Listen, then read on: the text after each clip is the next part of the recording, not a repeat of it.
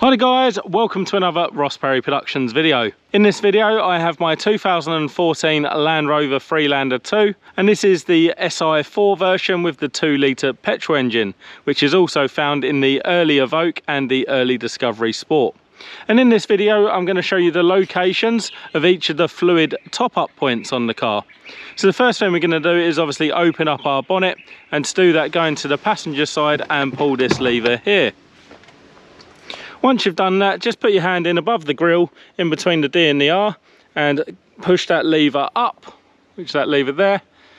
And just while we've got the bonnet open, I'll mention that I've actually just replaced both of my bonnet struts with new ones because the old ones failed, and it's a really simple, cheap job to do. So check out my video on that. So now we've got our bonnet open, we can actually have a look around our engine bay. So first off, I'll talk to you about the engine oil. So on this model, it's 5-30 engine oil, and this is the top-up point. But first off, you're going to need to use your dipstick. Once the car's stationary, pull your dipstick all the way out. We're going to clean that off, and then you put it back in. So once you've cleaned it off, you'll put it back in, rest it for a couple of seconds, and then pull it out and check your oil level. So you'll notice there's actually 2 holes and a hatched area. You want to make sure the oil level is close to the top hole. And if it's not, just go ahead and top up using this point here.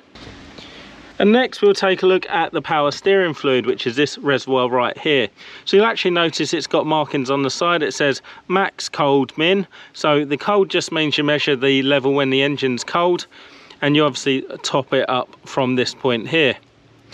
So basically uses automatic transmission fluid, but make sure you get the right fluid for the car. But nice and simple to do.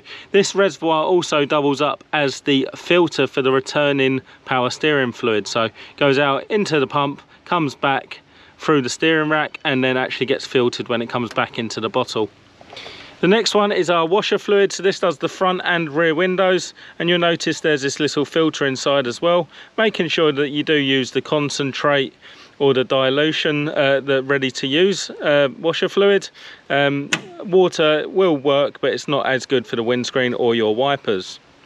Next we'll move across to the cooling system. So this is your coolant reservoir there for the radiator system, and it's very important that you never undo this cap when the engine is hot. Obviously water expands and it could blow out of there under pressure. So wait for your engine to be cold, and you've actually got a minimum line down here and a maximum line there. So when the engine's cold, you want the water level or the coolant level to be on the maximum line. And the other thing to check is you put the right coolant in there. So coolant is typically color coded, so this uses pink coolant, so make sure you replace it with pink coolant. And lastly, I'll bring you on to the brake fluid, which is found just inside here. And then we've got our cap there for the brake fluid reservoir, and then inside you can see the fluid level, but you also see maximum. So if you bring the fluid up to that maximum line, that's as high as you ever want it. You don't want it ever touching this cap. So making sure you use a .4 brake fluid, and I'd always recommend that if you've topped it up previously, try to stick with the same brand as well. So there we go, that's each of the essential top-up locations for the fluid on a 2014 Land Rover Freelander 2. If you found that video helpful, please do give me the thumbs up, leave me a comment down below, check out some of my other videos and subscribe to my channel.